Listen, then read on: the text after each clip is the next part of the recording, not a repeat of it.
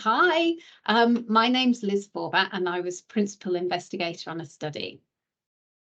And I'm Margaret Ogden. I'm a patient and public involvement member who was one of 3 co-applicants on the Needs Rounds project. Great. Thanks so much for making this video with me this morning, Margaret. This is our chance to tell people at the EAPC conference a bit about what we were up to. Do you want to start by saying a bit about what your personal lived experience background is and how that kind of fitted with the project? Yes, I've been a carer 3 times now. My mother, my grandmother, and more recently, my uncle who had vascular dementia, point that he was given a place in a care home nearby. Right. And because this project was about people living in care homes, that was the core connection for you, wasn't it? It was, and the palliative connection as well. So tell us a bit about what you were doing on this project. So you had your uncle in your head all the time. What was it you were doing with us lot of academics?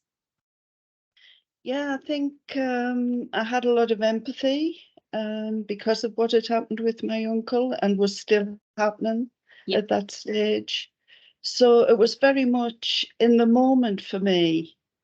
I wasn't given input that was historic. Yeah.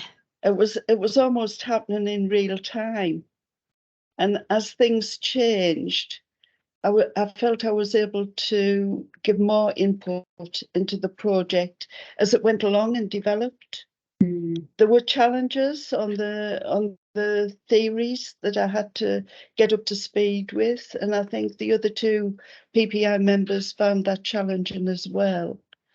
Yeah, because the research was really theory driven, wasn't it? So there was a lot of academic stuff. What were you involved in that enabled you to draw on your experience without needing to get too bogged down in that theory? Like, can you give some examples of tasks and things that you were doing?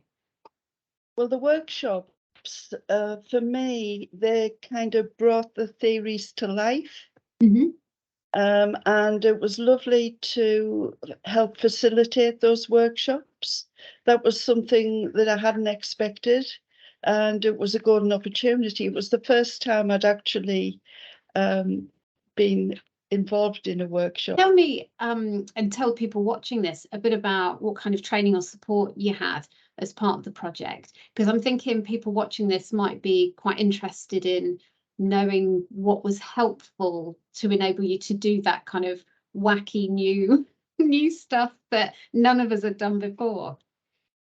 Yeah, the training was very ad hoc. It happened as we needed it.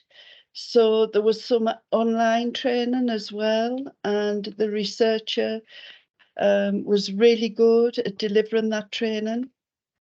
There was some buddying up as well, and I felt that was vital for me, and I think the others did too. So one of the team kindly offered to buddy up, and she would have small sessions with the 3 of us and one-to-one sessions as well if we had any queries.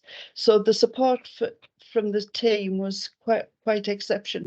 Yeah, I think as well it doesn't hold the meetings up, because it would be very easy for PPI members to be continually asking questions, and particularly at the steering committee level, where you know that there's a lot of work to get through and a long agenda to work through.